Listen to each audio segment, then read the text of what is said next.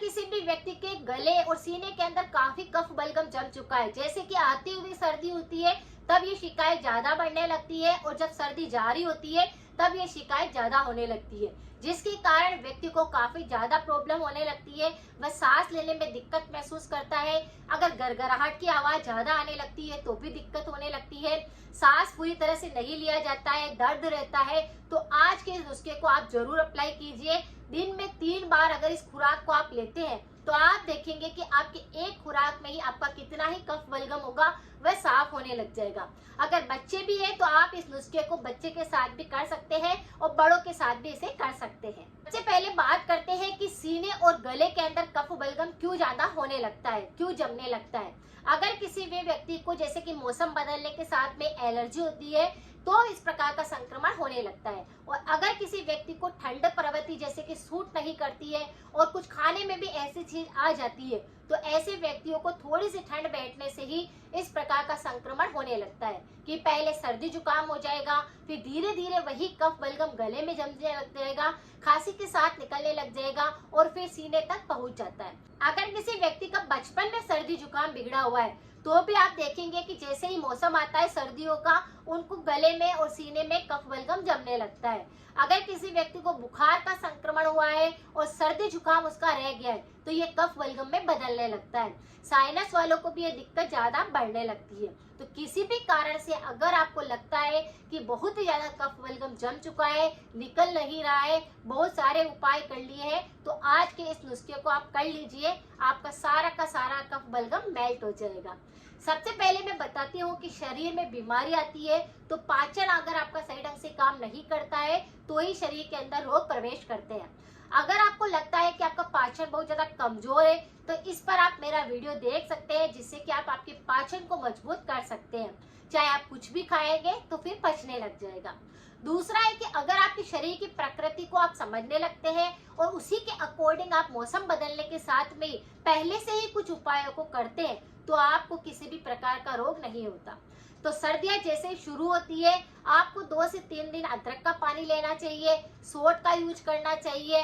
कुछ ऐसे मसाले आते हैं हमारी रसोई के अंदर जैसे दालचीनी हो गई, काली मिर्ची हो गई, इनका प्रयोग अगर हम शुरुआती दौर पर करते हैं सर्दियां आती तो हम देखते हैं कि ना तो में साइनस होता है, ना एलर्जी होती है, ना बुखार आता है और ना ही कफ बलगम जमता है। तो अगर आपका फिर भी कफ बलगम जम चुका है, आपने कोई रेमेडी ट्राई नहीं करी है या कर चुके हैं, आप इस रेमेडी को करके देखिए। पान के पत्ते के बारे में आपने सुना होगा, ये बहुत ही ज्यादा औषधीय गुणों से भरपूर होता है। आपने देखा होगा कि पान को हम पूजा में भी रखते हैं, पान का हम सुपारी वाला पान भी खा सकते हैं, तो पान का हम मीठा पान भी बनाकर कई बार खाना खाने के बाद खाते हैं। जैसे पुराने टाइम पे भी आपने देखा होगा कि कुछ व्यक्तियों की आदत होती थी कि खाना खाने के बाद वो पान जरूर खाते थे। अगर आपके पास में पान पड़ा हुआ है या नहीं भी है और अगर आपको बहुत ज्यादा एलर्जी सता रही है, कफ बलगम बहुत ज्यादा जम चुका है, तो इस पान के पत्ते का प्रयोग आप करके देखिए।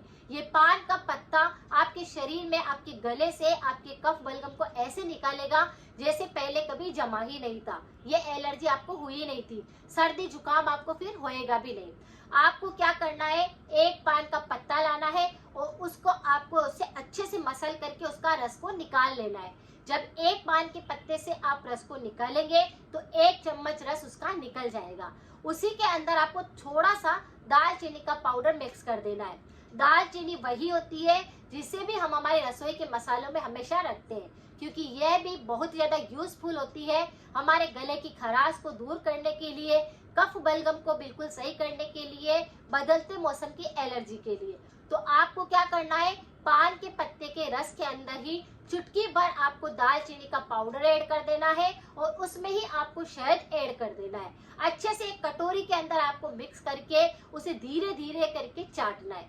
ये पहले खुराक से ही आपको फर्क दे देगा, यानी आपको महसूस होएगा कि आपका सर्दी जुकाम ठीक होने लगा है, कफ बलगम निकल रहा था वो सही होने लगा है, खांसी के साथ बार बार बलगम गिर रहा था तो वह सही होने लगा है। फर्क एक ही बार में दिख जाएगा। लेकिन अगर आप इसे जड़ से ठीक करना चाहते हैं तो लगातार दिन में 3 बार इसको लीजिए। सुबह खाली पेट ले लीजिए, दोपहर में इसका प्रयोग करिए, रात को सोते समय पर भी लीजिए। इस तरह से अगर आप पान के पत्तों का प्रयोग सही ढंग से करते हैं तो कफ बलगम चाहे कितना ही जमा होगा वह मेल्ट होने लग जाएगा, गरगराहट की आवाज सही हो जाएगी और पूरी तरह से ये एलर्जी खत्म हो जाएगी। तो इसका प्रयोग आप बच्चों से लेकर बड़ों तक कर सकते हैं। वैसे पान के पत्ता जो होता है वह हमारे शरीर के कई तरह के रोगों को ठीक करता है। ये पाचन को मजबूत बनाता है, ब्लड प्रेशर को सही करता है, डायबिटीज को कंट्रोल करता है, थायराइड को ठीक करता है, फीवर को ठीक करता है, गले में खराश आती है या गले में किसी भी प्रकार की दिक्कत होती है जैसे सूजन आने लगती है या फिर टॉन्सिल बढ़ने लगते हैं या फिर छाले होने लगते हैं, ये सब पर काम करता है। तो अगर आपको गले संबंधित और भी कई तरह के रोग हो रहे हैं कि थायराइड की दिक्कत है, आपको गले में कुछ अटका हुआ लगता है या आपके मुंह में बार बार छाले अल्सर बनने लगते हैं या फिर टॉन्सिल जल्दी जल्दी बनने लगते हैं और वो पकने लगते हैं, उसमें से मवाद निकलने लगता है, मुंह के अंदर आपको लगता है कि सूजन आ रही है, तो आप इस पान के पत्ते के रस का सेवन करके देखिए, ये सारी चीजों को ठीक करता है। कई व्यक्ति ऐसे होते हैं जो कि गरम कुछ खा लेते हैं या फिर जंक फूड ज्यादा खाते हैं, तो ऐसे व्यक्तियों के गले के अंदर छाले बनने लगते हैं और वही छाले घाव के रूप में बदलने लगते हैं। तो आपको क्या करना है, इसे लेने से आपके घाव भी बिल्कुल ठीक होने लगते हैं। यानी ये मुंह के घाव को ठीक करेगा, गले के घाव को ठीक करेगा, अंदर अगर आपके गले के अंदर ग्रंथियों के अंदर अगर घाव होने लगे होंगे तो उसको ये बिल्कुल ठीक कर देगा। बिल्कुल नेचुरल रेमेडी है, इसको आप कर सकते हैं, इससे कोई नुकसान नहीं होता है।